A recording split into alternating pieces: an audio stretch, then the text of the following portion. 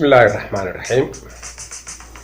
كليب كان النسوة بندقية وحكو سابسان يهي شروطها لغا ربو نينكا مرشحة وبنتلان وتاقن مدحنمada sanadka 2019 shuruudaha siyaga waa kuwa ay tabayaan dadka Soomaaliyeed iyo dadka reer Puntland meel kasta oo ay joogaan.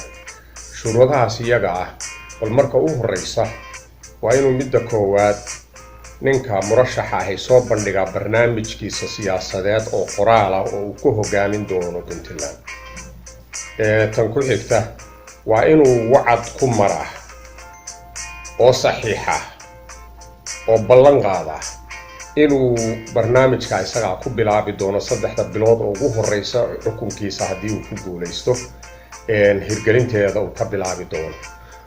tan ugu dambaysa waa inuu ballan qaadaa in uu aqbali doono in laga keeno motion oo baarlamaanku motion ka keeno hadii uu san bilaabin 3 bilood qorshihiisa 3 bilood oo u horeysa qorshaha uu ballan qaaday waa in uu aqbalaa motionkeeda. waxa ninka siyaasiga ku badatay meel kasta inuu been sheego hadhowna markuu xukunka helo uu daaqad kala duso sidii rabo uu dhaqmo. si taa looga hortago waa in ay dhacdaa in ballanqaad iyo wax la isku ogyahay la isku ogaado.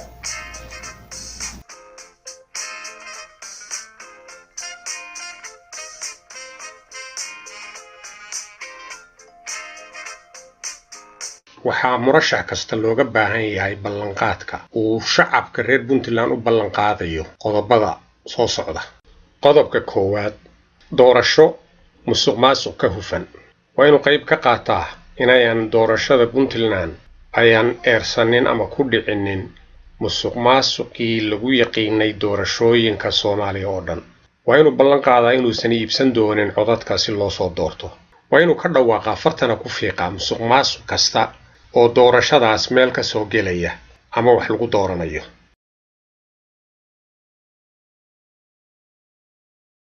labo, ammaan sugidda.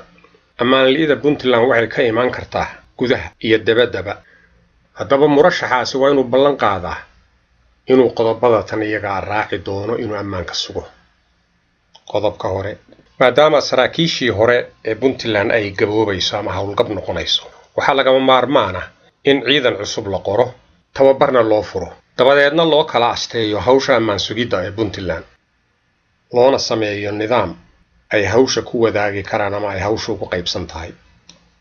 tan ku xigta, inuu u yeelo habraac ciidan goboleed meesha ay ka yihiin hadda maleeshiyaad qabiilo. tan xigta, inuu awoodsiiyo ciidamada ammaanka inay ku filaan karaan ammaan sugidda Puntland dabad iyo daakhilba. tan xigta, inuu Puntland u yeelo ciidan sirdoon ah oo aad u adag. tan ku xigta, in ciidankaas looga faa'iideysto hab wax soo saar waqtiyada ayaan dagaalka ku jirin ee dalku ammaan yahay. tan u dambaysa, in hubka laga dhigo maleeshiyaad beeleedyada Puntland siiba kuwooda ku dhaqan magaalooyinka waaweyn oo aan amarka ka qaadan dawladda Puntland.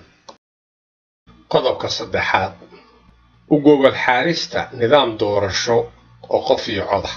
waa inuu murashaxu bilaabaa habkaas isagoo meel ku ogaanaya habraaceedii 2 sano oo ugu horeysa.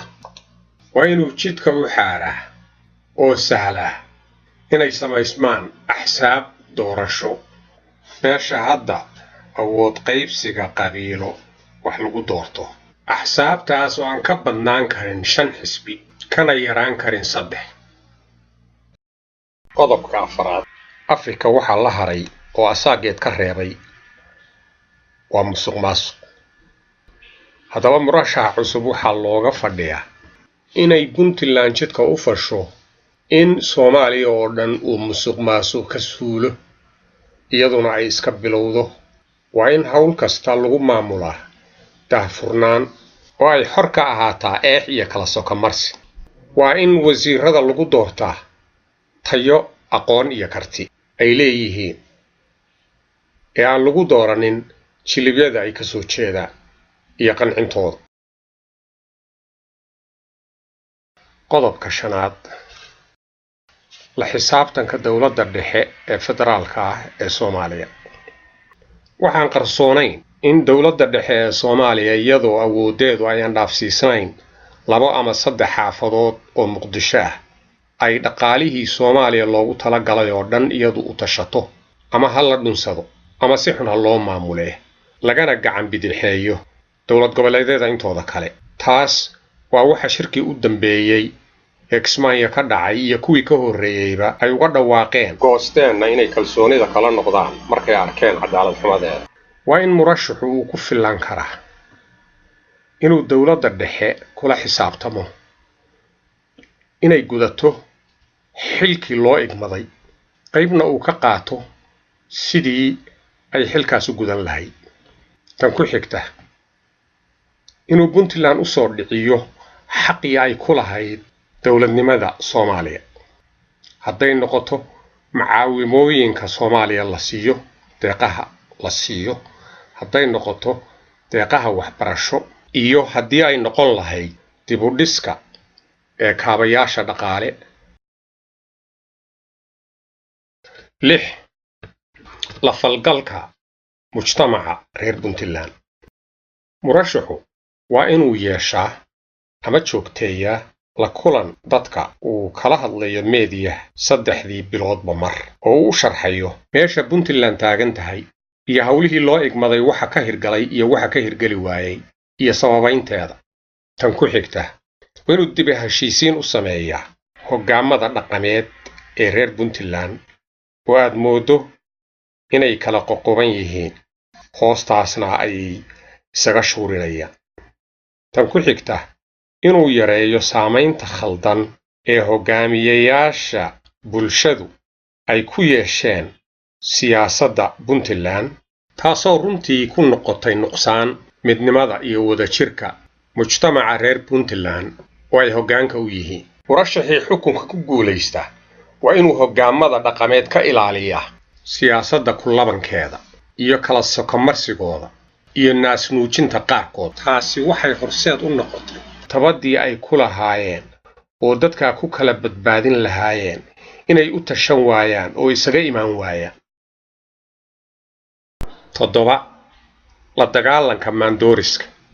Puntland waxaa dhaqaalaheedii la degay maandooriska ugu horreeya jaadku. arrintaas iyada ah waa in murashaxu ballan qaada hadduu soo baxo inuu wax ka qaban doono.